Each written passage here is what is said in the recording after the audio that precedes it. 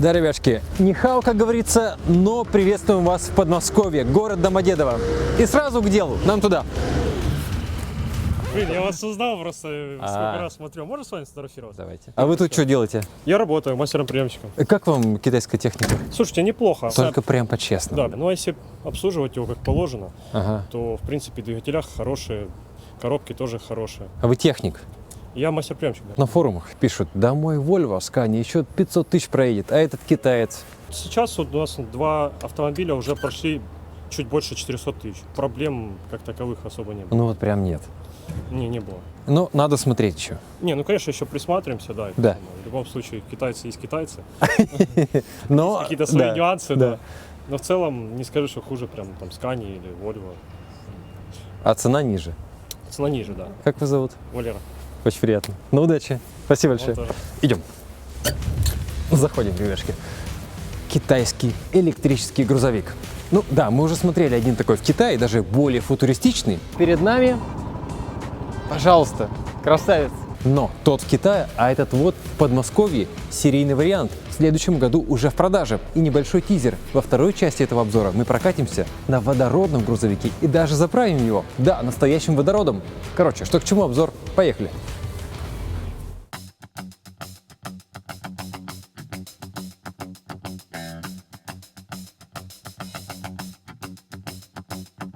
Да, так, ребятки, перед нами грузовик, который называется Sany S653 TE6х4. Привыкаем, как говорится, к новым названиям. Машину впервые показали на выставке Convex 30 мая. Погоди, так мы же там были с тобой. Кирилл. Ребятки, да, что-то пропустили, сорян. В следующий раз будем внимательнее. Несколько интересных фактов. Мощность 653 лошадиных силы, коробка передач 6E240 Fast, система рекуперации, емкость тяговой батареи составляет 423 кВт-час, запас хода... Так, Вадим, при полной загрузке запас хода это с прицепом? Ребятки, это Вадим. Мы же смотрим в зависимости от батарейки. Батарейка – это история, которая сменная. 350 в официальных данных. Смотрите, ну, Ну, скажем смотрите, так, уже я китайские истории начинают. Да, китайские истории. Не, на самом деле, с полуприцепом. С груженным. Да, груженным запас Вот. хода 260, а с Фига, пустым да. 350 А, будет. с пустой. Ну, пустая тележка, это она ничего не весит, поэтому, скажем так, это... Спасибо. Все, мы продолжим. Спасибо большое. Так, ребятки, продолжаем. Электротягачи Sany, как и вся грузовая техника бренда, производится в Китае на инновационном высокотехнологичном заводе. Воу! А роботы китайские. Все, что производится в Китае, вы же сами знаете, все сделано в Китае. Также модель оснащена долговечными безопасными батареями от китайского производителя EV Energy Company, поставщика Tesla, Mercedes-Benz и компании BMW. И вот теперь, ребятки, самый интересный факт. Если взять дизельный тягач на 1 километр пути, с учетом сервисного обслуживания, тягач дизельный тратит 27,39 рублей, а электротягач 9,37. Ну, ребятки, теперь самый важный дисклеймер. Это все не реклама. Сегодня будем рассказывать все как есть. Мы даже позвали Катю. Катю дальнобойщицу, ту самую Катю. То есть ты за рулем, мы в новом КамАЗе. И хорошо едется, спокойно. Катя просто профи. Это первый момент. А второй момент, реклама, ребятки, у нас выглядит вот так. 55 секунд, зовем Катю и продолжаем. Ребятки, с нами сегодня Катя. Катя. Привет. Привет. Спасибо, что посмотрели. Специальная ссылка внизу. Катя, ближе к делу. Рассказываем все как есть.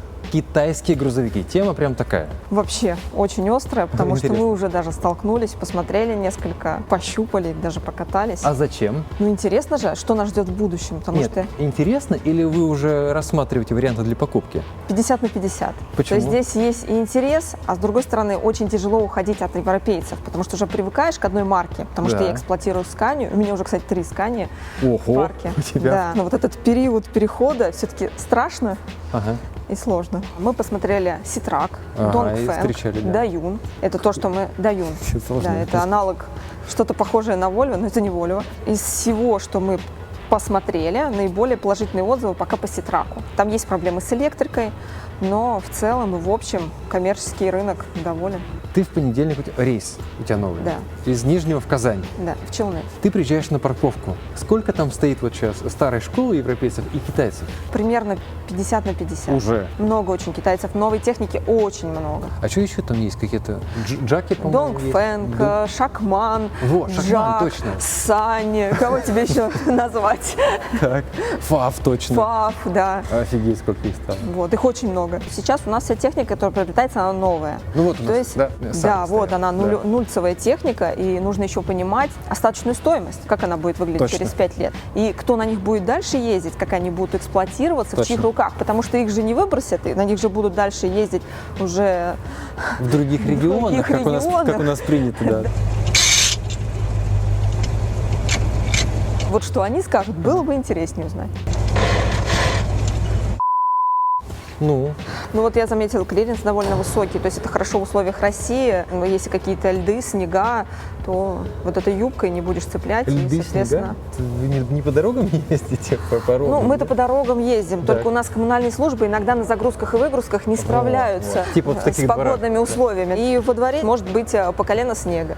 И никто это, конечно же, не собирается ничего чистить. И у нас один ответ. Все проезжают, и ты проезжай. Фура вообще просто из сугроба. Обана. Мой тебе респект, наш тебе респект. Ты, конечно, на дальнобойщицу прям в прямом смысле этого слова не похож. Стараюсь. Я подъезжаю к загрузке. Я на синеньком, вы видите, на смурфике. Поехала в рейс. Так вот, еще про электро. Твои комментарии на этот счет. Мне интересно, что у него под кабиной. А сейчас мы Вадима позовем. Вадим, можно ли вас, пожалуйста? А то, что такой просвет прям туда, такая пустота, там, это да. нормально?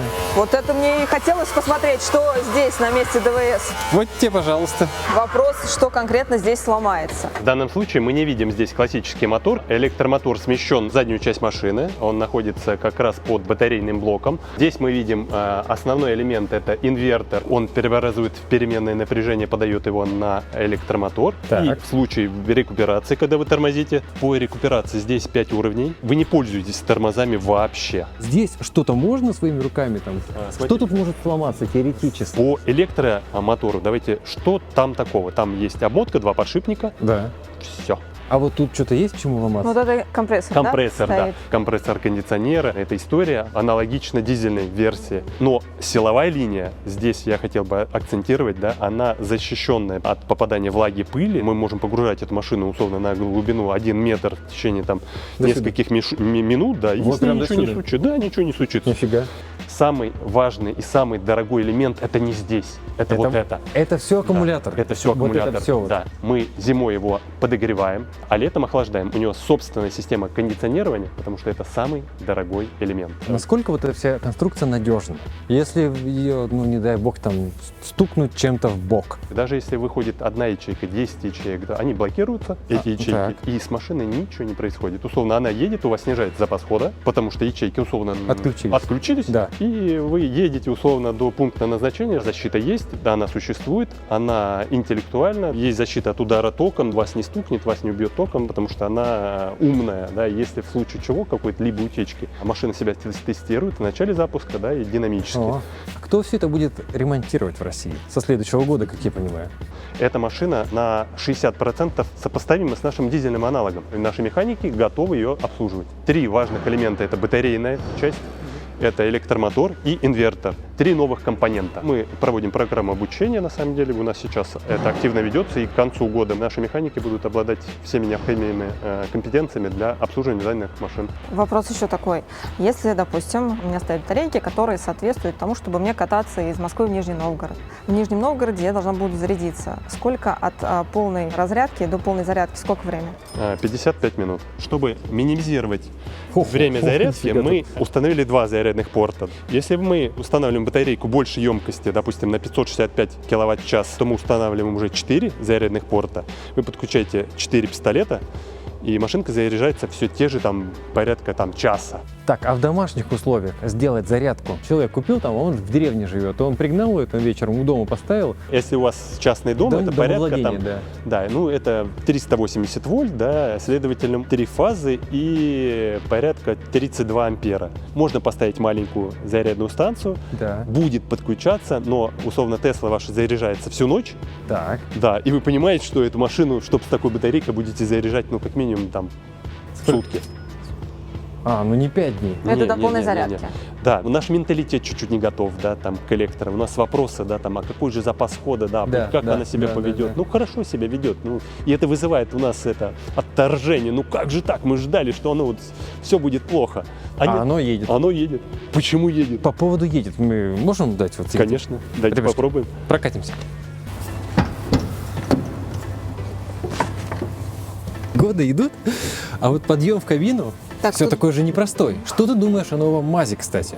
Теперь мы видим вот такое. Посмотри минутку и скажи, да. будущее ли это? Ну вот смотри, мы сейчас с тобой корячимся, да, наверх, ползем. А в МАЗе просто пинг Ну, и на это месте. все сидельные тягачи стандартные. То есть здесь довольно просторно, как во всех китайских автомобилях. То есть здесь вот можно встать в полный рост. Вот О, можно Да. Можно так. еще этой зарядкой какой-нибудь заниматься. Большой спальник, то есть это сразу в глаза Кровать. бросается. Это машина для дальнего рейса? Нет, это машина для А, короткого плеча. вот, ответ. Можно оборудовать, но не оборудовано для вот дальних историй. Ну да, это Холодильник, чувствуется, да, плита. матрас тоненький, потому что если Да. человек здесь месяцами живет, конечно, ему нужен уют. Водители по-прежнему живут месяцами в Ну, кабинах? конечно. Ну а кто ездит в Владивосток? Реально есть люди, которые там Нижний, Москва, Казань едут до Владика на тачке? Конечно, есть люди, которые работают вахтами 40 через 20 или вообще работают 40 через месяц. 20 что? Только 40 дней он в кабине. Дней? Конечно. Ёшкин. То есть он в кабине живет, он никуда не вылазит. Ты ночуешь в кабине или в отеле? Конечно, в кабине. Прям всегда? Да. Вот прям всегда? Конечно. Ну, во-первых, потому что у нас придорожный сервис не так еще хорошо развит. У нас... Это я слышал лет 10 назад. А это сейчас ничего не Чё-то ничего не изменилось. Я тебе поменялось. так скажу, я недавно Да. занималась, у меня был рейс-перегон, мне нужно было перегнать самосвал, Откуда, два куда? самосвала из Москвы в Красноярск. Ну, это прям Вот, крупные города. Там не было спальников, и мы были вынуждены ночевать в придорожных гостиницах. И Ну, с этим проблемы до сих пор? до сих пор. А чтобы вы понимали, наш отель с улицы выглядит вот так вот. Так, ну что, давайте что-нибудь попробуем. У тебя автомат или механика? Коробка-то сама механическая, просто управляет ей автомат. Ну, ты вот кочергу Ну, нет, не дергаешь. нет, тоже такой же автомат. А, все, окей. Дядя посигналить надо. Вау, как тихо. Прям хочется вот это ду-ду-ду-ду-ду-ду, а этого нету. Урчание дизеля. Да. Только тапку в пол не нажимай, а то мы тут вылетим отсюда. Я слышу шум резины. Что непривычно? Да. У меня такое ощущение, что я еду на заглушенной машине. Это вот первые эмоции. А, вот сейчас вот, да, вот сейчас слышно. Это электродвигатель? компрессор. Это компрессор. Да. Ну, он сейчас накачает и выключится. Ну как? Мгм. Необычно. Шепотом можно говорить. Можно, да, можно прямо это. Вообще акустический комфорт важен для водителя? Ну, конечно. Если на дальнее расстояние особенно важен. Ну и если работать на такой машине, на коротком плече, даже мы говорим по Москве, тоже очень важно, так как все равно очень большая нагрузка на наши уши, шумовая. Здесь прям мои уши вот отдыхают. Это первые эмоции.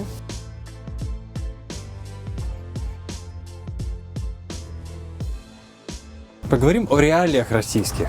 Электрогрузовик, будущее, батарейки. И вот, ну, как Что вот, мы видим, да. вот как вот Кто-то должен быть первым. Все боятся. по грузовикам или по Ну, дорогам? вообще. И по дорогам, и по грузовикам. Кто-то должен начать и Кто-то должен показать делать, да. всем остальным, Да. куда надо двигаться. Мужички там сейчас сидят, они там, я так понимаю, что ждут загрузку, разгрузку и ночуют, Да, возможно, Да, здесь? конечно. Они здесь ночуют, живут, в туалет тут ходят на обочинах. Да? Конечно. Ну а куда им деваться? По шуму у меня до сих пор диссонанс такой Диссонанс. в голове. Мне сложно пока еще понять, как это вообще все происходит. Тормоза здесь шикарные. Но вот сразу скажу, кабинка все-таки жестковата. Здесь рессоры, трехлистовая спереди рессора, и сзади тоже, да, на рессорах? Это уже посмотрел, Это да? жестковато, конечно. Это прям ощущается на пневматике, на пневморессорах она идет гораздо мягче на подушках. Звук-то, а? Да. Знаешь, привыкла к звуку турбины, а здесь звук электро. Это вот электродвигатель получается. Можно поставить пятую, можно и хавал обогнать с места. Но это еще надо не забывать, что это пустой тягач, Да. то есть что как будет оно с 20-кой в 20 прицепе. тянешь и тянет как и в половину меньше. Вот последние отзывы, которые мы собираем, 20 едет как 10, как будто 10 тонн. А на трассе обгон на такой машине насколько? Очень комфортно, с хорошим моментом. Да? Вообще хорошо. О, бардачок открыл. Эффектно. И надо заметить, что она не козлит. Бывает, что вот тягачи, вот когда они без прицепа, при торможении, Да. здесь она идет очень плавно. Кать, что там с работой дальнобойщика? Сейчас говорят, за 200 тысяч ниже никто вообще не идет работать. Но за 200 тысяч ты дома не будешь. А где ты будешь? Ты будешь 40-20? вот здесь вот ночевать, вот на этом спальнике все 30 дней, с 1 по 31. Прям, да, здесь жить будешь. Сколько зарплата на комфортном режиме работы? Ого, нифига, тут ситуация.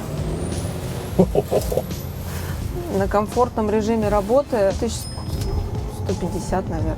Но Это так не работают. Машина не должна стоять. Ну, в основном Это не- все работают вот полный месяц. Потом какие-то выходные себе устраивают. То есть, Продавец в пятерочке без опыта 85 тысяч. Вот зарплата. Висело объявление, вчера видел. ну, я не знаю, это в Москве может быть. Ну да. Ну, Как в блин. регионах. Но ставки не сильно выросли. Я не могу сказать, что мы сейчас все сразу озолотились. Сколько прям можно максимум делать? Вот прям самый потолок. Самый-самый потолок. Есть рефрижераторы, вот там одни ставки, есть шторные прицепы, там другие ставки, есть цементовозы, есть самосвалы, возят или не возят перегруз. Так, Не габарит и поподробнее.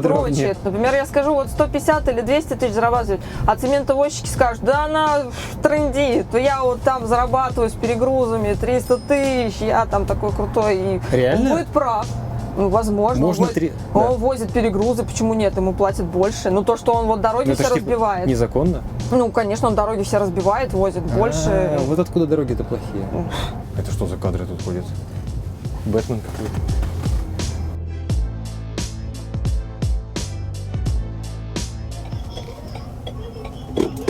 А это откуда где кто говорит вообще? Снаружи?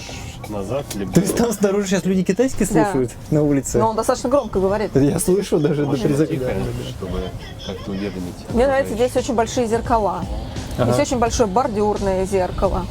То есть ты не рекомендуешь идти водителю фуры? А то я в Китае на грузовиках покатался и, знаешь, прям задумался.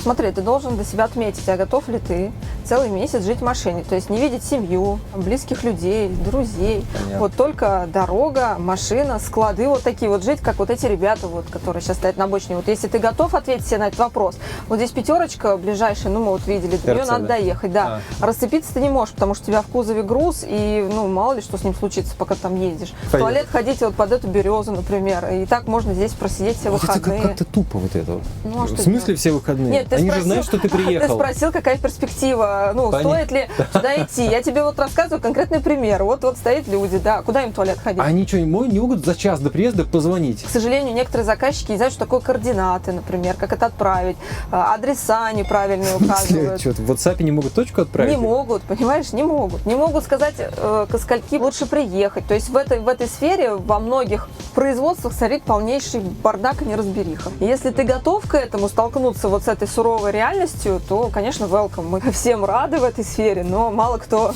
хочет погрузиться в романтику вот, дальних дорог. Потому что вот такая у нас система. Что-то как-то... Да. Да. Хоть у вас забор нормальный, красивый. Не только забор. И не только забор, да. И территория очень большая, просторная. Поехал бы на нем в Челны. Представь, что у тебя 2 аккумулятора, сказали, что хватит. Еще там останется 50 км на всякий случай. Конечно, бы Допустим. съездила. Да? Почему нет? Я люблю что-то новое. С удовольствием бы такой новинки прокатилась в рейс. Ну ты довольна? Мне понравилось. Спасибо, что приехала. Зовите еще. Это всегда с удовольствием. У нас еще вторая часть обзора. И самое интересное, на этой машине можно быстро менять аккумулятор. Вторая часть. Поехали.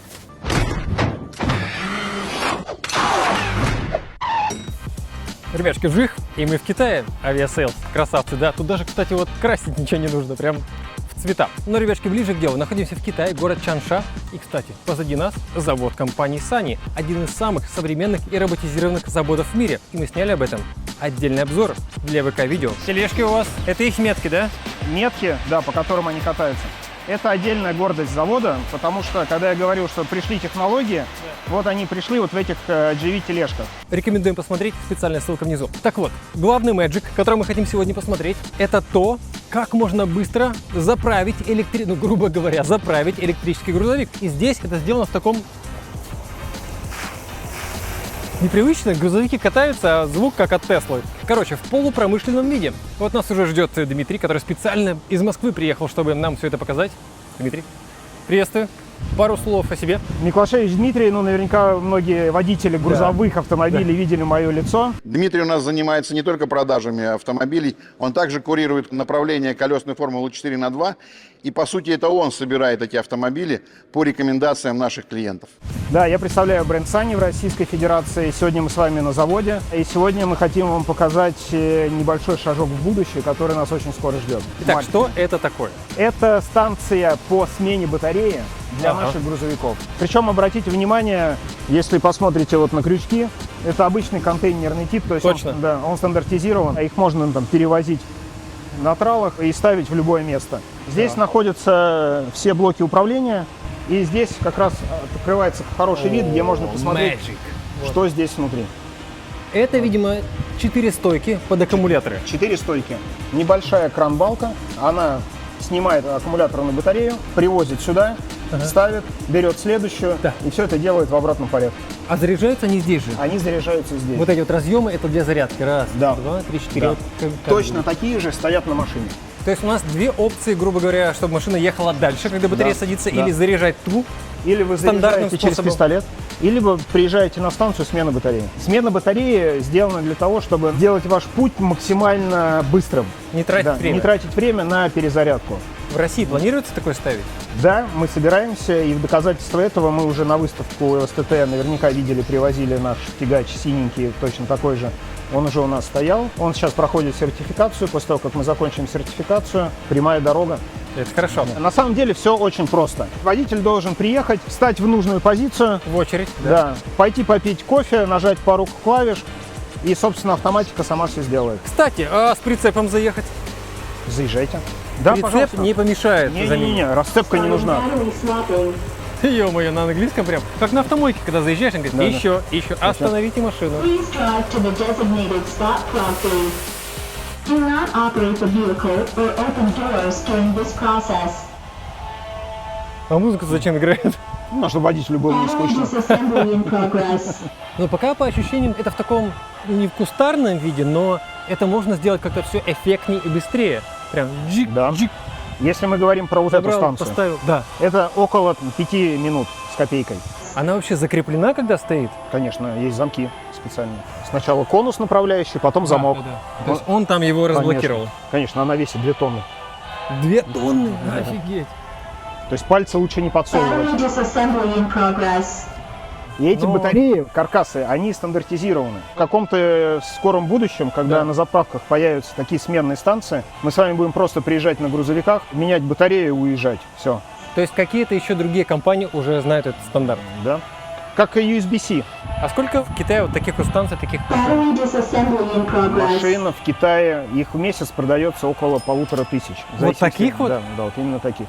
Sany на данный момент на китайском рынке по электромашинам лидер.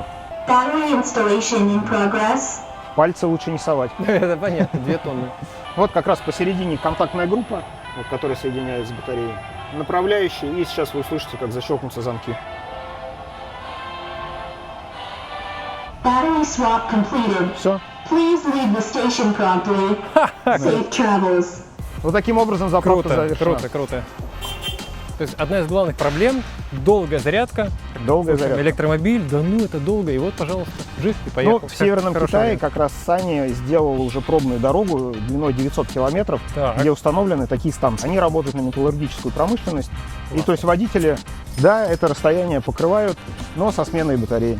И у нас еще есть водородная машина. Да. Прямо здесь работает, на ходу. На ходу, и мы с вами можем ее посмотреть. Офигенно. Посмотрим? Конечно. Ребятки, идем, посмотрим. Дмитрий, рассказывайте, что тут у нас интересного? У нас здесь водородный грузовик. Это наше будущее. Если Точно мы- будущее? Точно будущее. Потому что годы идут, мы такое от Toyota видели лет 5 назад. Самое интересное, конечно же, это то, что эта машина работает на водороде. И это, скажем так, следующая ступень после обычного классического электрогрузовика. Концепция очень простая. Есть электробатарейка, есть двигатель, приводятся колеса в движение. У водородного автомобиля все практически то же самое. Здесь у нас установлена батарея и водородная установка. Представьте, что это такой последовательный гибрид. То есть, да, то есть уже понятнее. Да, то есть водородная установка что делает? В процессе химической реакции выделяется электроэнергия, она заряжает батарею, батарея приводит в движение колеса. То, что вот внутри стоит вот это вот. Люди переживают за газовые баллоны в багажнике от этого остановки. Газовые баллоны, да. Здесь действительно баллоны, и пускай люди чуть-чуть побольше переживают, потому что давление несоизмеримо. Больше? Да. Обычно, если газ это там около 200, то здесь это поднимается до 700. То есть здесь под очень высоким давлением. Ну, оно стоит того? Есть подтвержденные испытания производителями, когда они эти там стреляют в эти баки, они их там бросают и имитируют, как будто машина к ним прилетела. Баллоны выдерживают. Если баллон прошел поверку, он там не ржавый. Да. Почему он бахает? Ну, скорее всего, этому баллону 10 лет, там уже дырка от коррозии. Чуть-чуть раз и все. У нас 10-летний грузовик на дорогах. Это не то, что обычное дело, это классика. Ну, мы когда-нибудь придем к тому, что мы должны делать все цивилизованно. Но главный вопрос, зачем? Главный вопрос кроется в экологии. Только экология? Только экология. Понятно. Да, здесь чистая экология. Пока вот на этих машинах с экономикой очень сложно дружить. Если сейчас электрозарядок становится все больше, больше, больше, то станций пока еще недостаточно. Почему это вообще в Китае развивается? Китай один из лидеров по производству и потреблению водорода. Поэтому, если, как говорится, есть водород, да. А почему бы не заправлять машину? Например, электромашина. Батарейку можно поменять за 5 минут, а если заряжать, это все равно 30 минут, час. Здесь заправка до полного – это 5 минут. Можно? Да, конечно. Ух ты! Китайское все? Все китайское. Это все их технологии. А что будет, если я сейчас... Да нет, это просто заправочный штук. А если как вот так не надо. Ниппель нажать в велосипеде? Не надо, не надо. Ну, с виду как бы как электро, только написано водород, правильно? Да, как обычно тягачи на дороге. Если убрать все наклейки, все надписи, может быть, вы даже и не обратите внимания, что это водородный автомобиль. Из Москвы в Питер на водородном лучше ехать, да, или вот на электро? Вы классную тему затронули, потому что вот мы на выставке представляем тягач электро. Да. Первый вопрос. Какой запас хода? У нас запас хода 300 километров. Ой, как же я поеду во Владивосток? На текущем этапе развития нужно рассматривать грузовик, электрогрузовик, как грузовик для коротких операций. Ну вот он имеет запас хода, там, допустим, 300. То есть вы определяете плечо 100 километров, у вас, чтобы запас был, да, и катаетесь туда-обратно по этому плечу. Данные грузовики, что электро, что водородный, пока стоит рассматривать только для коротких операций. Но это же будущее, да, и в наших силах его ускорить. А прокатиться, насчет ускорить, прокатиться можно? Легко. Как на гелике. Наши действия. Наши действия очень просты. Ничем не отличаются от любого гражданского автомобиля. Все, машина готова. Нажимаем на тормоз. Есть. Включаем драйв. Нифига себе коробочка. Все. Не коробка, а коробочка переключения передач. Тинг. Да. Только аккуратнее, потому что машина резкая. Ну что, поехали? Поехали. Вы когда будете на газ нажимать, предупредите, чтобы я за спинку держался. Надо права получать на фуру. Тахометр или как его? Тахограф, да. Тахограф. Говорит, ругается. А почему без карточки едете? Ну как он? Я пытаюсь как бы услышать разницу между дизельным и вот электро. Ну, разница простая, что нет дизельного цокота. Да. И это же влияет на состояние водителя, когда вы, представьте, целый день в шуме сидите. Есть какие-то отличия, помимо того, что сзади, в кабине? Они абсолютно стандартны. О, тормоза какие. Мультимедиа есть, климат-контроль есть, Ага. передачи включаются. Говорится, сел и поехал. А у вас есть тягачи на механике? Есть. Насколько они востребованы? Сложно востребованы. А здесь очень просто. Водители привыкли к комфорту. Они привыкли ездить на автомате, и зачем ему труждаться в механике? Я когда начинал работать, привез первые машины с автоматом, мне все кричали: «Дима, ты что наделал? Кто их покупать будет?» Вот, когда это было? Это было в 2012 году. А потом, когда пошли продажи, уже многие производители начали ставить автоматы на свои машины. Там проходит несколько лет, механика, да я в жизни не сяду за механику. А куда мы едем? За территорию, потому что заправочная станция вот она справа. А мы едем на заправку. Едем на заправку. Клево. Мультимедиа на экране, Мультимедиа ручник есть. здесь. Ну, Подлокотничек, если вам все необходимо. привычно. Ну вот вопрос. Грузовик будущего. А интерфейс такой Да. А чтобы было простой. Водителю просто взять и перейти. Ага, типа сел-поехал. Да, сел-поехал. Нормально проходим. Проходим? Конечно. Офигеть! Я тоже долго привыкал. Работа дальнобоем, это интересно. Ну, конечно, мы сейчас без прицепа и не на разгрузке у маркетплейса стоим. Ужас. Ужас, друзья. Сантиметрики.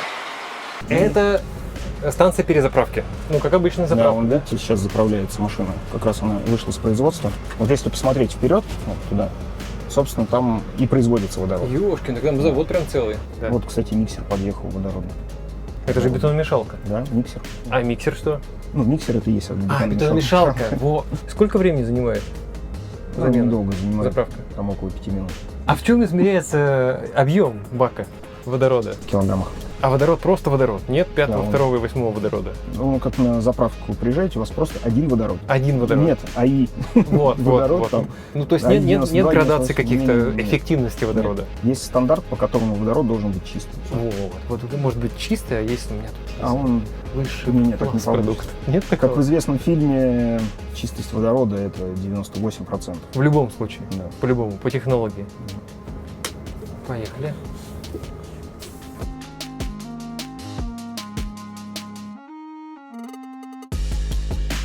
Все. Так, наши действия. Наши действия. Есть специальный человек. Специальный человек, только так. Специальный человек, да. То есть на водородной заправке только специальный человек. Специальный человек. Если вдруг он утром звонит и говорит, я не смогу сегодня, Значит, то заправка выведет другого. Ладно, Здесь много людей. ладно. Здесь Ну, много то- людей. самому, как с бензином, точно уже нет. Да и на газовых заправках, даже вот на современных, там да. есть специальный человек, который подходит, вас заправляет. То есть Ясно. Он там, как специалист несет ответственность. Это колонка. Тут у нас в килограммах 35 кило. Так, это каждый раз такая. Да, он История. проверит, все, утечки нету, значит, можно заправлять. Это что? Заземление. Ёж.